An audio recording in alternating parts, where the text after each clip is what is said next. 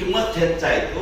ಹಂಗಾಗಿ ಭೂಮಿನಲ್ಲಿ ಒಂದಿಷ್ಟು ಕಿಮ್ಮತ್ನಲ್ಲಿ ನಮಗೆ ತೆರಿಗೆ ಬರಬಾರ್ದು ಅಂತ ಬೆಟರ್ಮೆಂಟ್ ಲೇವಿ ಅಂತ ಆ ಕಾಲಕ್ಕೆ ಅದು 80ರ ದಶಕದಲ್ಲಿ ಬೆಟರ್ಮೆಂಟ್ ಲೇವಿ ಆಚರಣೆ ಮಾಡೋದನ್ನ ವಿರೋಧಿಸಿ ಬಂಡಾಯ.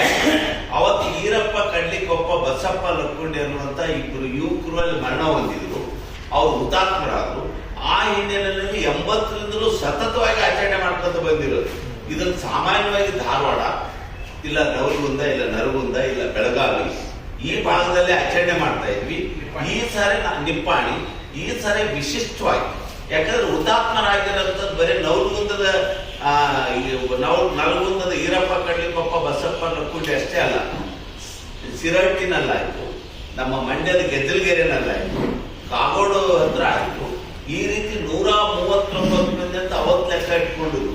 ಈಗ ಮತ್ತೆ ನಿನ್ನೆ ಏನ್ ನಡೀತು ಒಂಚೂರು ಚಳವಳಿ ನಮ್ಮೆಲ್ಲ ಹೋರಾಟದಲ್ಲಿ, ಅಲ್ಲಿ ಇಬ್ಬರು ಮರಣ ಹೊಂದಿದ್ರು ಆ ಚಳವಳಿಗಳು.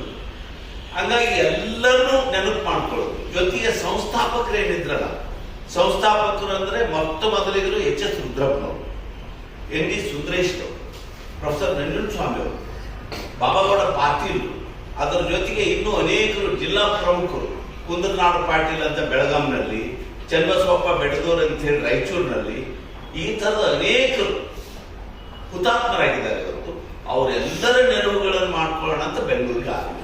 ಜುಲೈ 21 ಆಯ್ಕೆ ಮಾಡ್ಕೊಳ್ಳೋಕೆ ಅಂದ್ರೆ ಜುಲೈ 21 ರೈತ ನರಗುಂದದ ಬಂಡಾಯ ಅಲ್ಲಿ ಸಂಸ್ಥಾಪಕ ದಿನ ಅಂತ ಮೆನ್ಷನ್ ಮಾಡಿದ್ದಾರೆ. ಅದಕ್ಕೆ ಇಲ್ಲ ನೋಡ್ರಿ, ಸರಿ ಬಿಡ್ರಿ, ಅದಾಯ್ತು. ಅದಕ್ಕೋಸ್ಕರನೇ ಕೇಳಿ.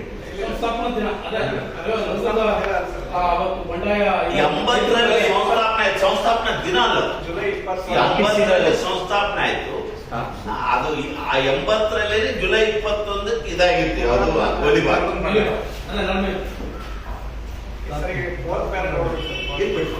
ಇಲ್ಲ